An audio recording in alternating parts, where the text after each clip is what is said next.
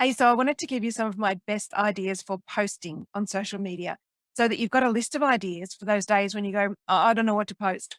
I'm also going to give you my favorite places to look for inspiration because we all have days where we go, oh my God, I have no idea what to post. And just a little inspiration can help spark an idea. But before we get to that list, which you'll find below this video, before we get to that, I want to talk about the elephant in the room, which is video. Video is really, really powerful. Now, I want to talk to you about why it's so powerful. And it's not just the algorithm. Yes, the algorithm does favor video when you're posting on social media, but the main reason that you want to post video is because it's so personal, right? You're watching this video and you get a sense of my energy, of who I am, whether you'd like me, whether you'd like to work with me. And the same thing happens when you do video or your team does video. So, practicing doing video, it can be really, really scary in the first instance, right? I know it's really confronting. And doing Facebook Lives can be really, really scary because you can stumble over your worms, over your words, right? So the thing is, if you want to get over this fear of video, the easiest way to do it is just to practice. Like just set up your phone, set up the computer, whatever it is, and just practice taking video. Just record it and don't post it if you're not happy. Just practice recording it. And what I find in the beginning is that I can do 6, 7, 8 takes. Often when I was first starting out, I would do the first few words and then I'd make a mistake. Oh, I'm going down the wrong path. Oh, I'm doing this wrong. This isn't where I'm meant to go with this. I've got it off on a tangent. So practice doing this. Soon after you start doing this on a regular basis, you'll get better and better. It's like anything. Okay. I tend to like starting videos with just 1 or 2 core ideas and no script. And get practice looking at the camera, which is also a tricky thing because to begin with, it's really tempting if you can see yourself to look yourself in the eyes. But if you can practice looking at the camera, it feels like you're making eye contact with the person who's watching it. So getting used to doing these things, watch it back. Watch the things that you like that you're doing and watch the things that you don't like that you're doing. I mean, we're all critical. We all look at ourselves on video and go, oh, I sound terrible. Is that really my voice? I'm so cringy. Why do I do that mannerism? Watch them over and over because something happens in your brain when you do this. You start to, after you've watched a dozen or so of them, you start to sort of click into gear and you start to get more accepting of yourself on video. And you start to look for things like, oh, I don't like it when I do this mannerism. I'm going to try not to do that on video. So practice doing it and practice recording them and watching them back just as a process. Okay. The best people to do video for you and your practice are the people who are customer facing. So obviously it depends on your team. And if you've got someone on your team who's just really going to be terrible on video or someone who's just really uncomfortable with it, just take it easy with them, encourage them to practice at home. But if they're really not going to be a good fit, then don't get them to do it. But if you've got people, you will probably, if you've got a small team, you're going to have some people who are okay with giving it a try. The best ones, like I say, are the customer facing ones. So if you can get video of like your practice manager or your receptionist or your customer facing staff, even if you just do for social media, the best thing you can do is really short ones, say 15 seconds, 30 seconds max. Getting them to do an intro that you can post. Hi, I'm Kate. I'm the practice manager at such and such. And if I wasn't a practice manager here, I would be, a dog groomer because I just love dogs. That kind of structure. Hi, I'm so and so. This is my role in this team. If I wasn't here, here's a fun thing about me. I'd be skydiving. I'd be whatever. Or here's something that most people don't know about me. Just a little thing that they're happy to share. Obviously, we don't want to be sharing deeply personal stuff, but anything that's little, like, oh, my favorite food is, or my guilty pleasure is, a piece of dark chocolate. Whatever that sort of little snippet of information that someone could share about themselves, that feels like we get to know them. Now, the purpose of social media, one of the main things of social media is to get people to know, like, and trust you who don't know you. So anytime your team can go on video and say, hi, I'm so-and-so, I do this. And if I wasn't here, this is what I'd be doing, or here's a little personal bit of information about me. That is gold. Okay. Don't worry too much about how much engagement these things get because it doesn't really matter how many people you reach. Like, it does and it doesn't.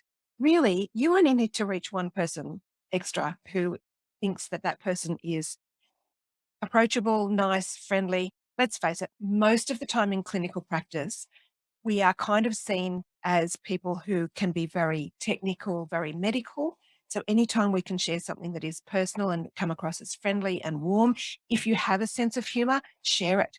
If you love, if you're the physio who loves baseball, spoke to a physio who loved baseball, he and his partner and his business partner. And he went, should we be sharing that we really love baseball? I'm just like, yes, totally. You can be the physios that love baseball and you love people who do baseball and you specialize in baseball injuries that might be similar to other sports, but that's fine. Share that.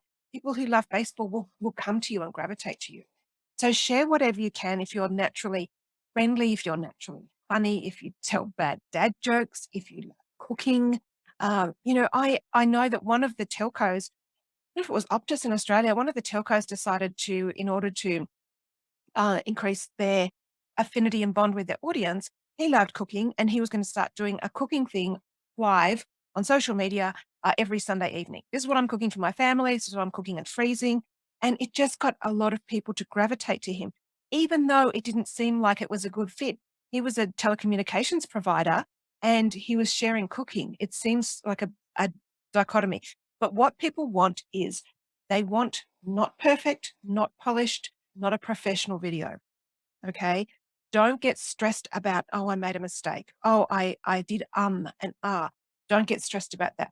What people want is, do they seem genuine? Does this person seem genuine, real, passionate?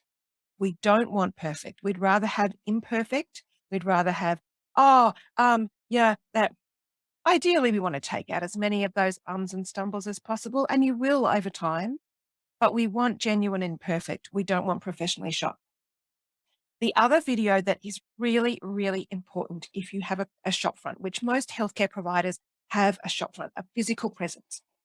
Now, this video will not get a lot of engagement, but it's a great one to put particularly on your website or to pin to the top of your Facebook page. It's something particularly designed for people who are new to your practice or haven't been to you before. And that is just to get your phone and to stand out the front of your practice and to go, hey, so I'm out the front of whatever the name of it is, saying medical practices, and here's the outside of our building. Here's what the outside looks like. Now, if you're looking for parking, panning down the street, there's a car park down there, or you can see out the front or out the side, we've got loads of parking, really easy for you. So you point out where the parking is. And then you go in the door and say, hi, and here's Jane on reception. Hi, Jane. And do a quick walkthrough. This is our fantastic waiting room. We love this. We've tried to make it like a home environment, or we've tried to make it like a luxury spa feel. And I'm just going to introduce you to one of our clinicians or one of our pieces of equipment. Here's our chair for kids. We've got it all. It's a dinos theme or whatever it is. But just the purpose of this thing is to break down all of the micro fears that people have before they come to a new practice. What happens is people consider coming to a new practice, but they don't really articulate all of these micro fears. And these micro fears are things like, oh, well, I can look up on Google Maps where they are, but how am I going to know where to park? And what if I'm standing out the front going, I can't see where the building is? And people are looking at me thinking, oh my God, she's an idiot. What's she doing standing on the street looking around just because I can't find the building? And now I'm getting a bit panicky. And, so we have all of these micro fears. If you can eliminate those, all those little hurdles that people have to go through, new customers have to go through before they come to you. And then what you'll get is you'll find patients calling and saying, I feel like I know you before I even called. This is the powerful message that we want to get across. This is what we want to do with social media. Make people feel like they know us before they called, because isn't it so much easier to call a friend than to call someone, a new business that you don't know and you don't know how you're going to be answered? We expect most people to be friendly on the phone, but it's not always the case. Maybe we've spoken to someone at a business who's having a bad day. And so we've all felt a bit like, oh, well, that was a bit abrupt, or that wasn't the greatest. I'm not saying that's what your team's like. I'm just saying there are those fears that we have when we haven't spoken to someone. And if we can break down those fears using video by introducing our team, by introducing the things that make us different, by just even short 15-second videos that are like, hey, this is what I'm having for breakfast today. It's Sunday, and so I'm being decadent and I'm having this. Normally, I have this healthy thing. I know this isn't the greatest for my waistline, teeth, whatever. I'm going to make sure I really floss really well after this because the pineapple's going to get in my teeth. This kind of stuff where we're sharing a bit of personal information. I know it might seem really silly and incidental, but this is the thing. This is the great thing.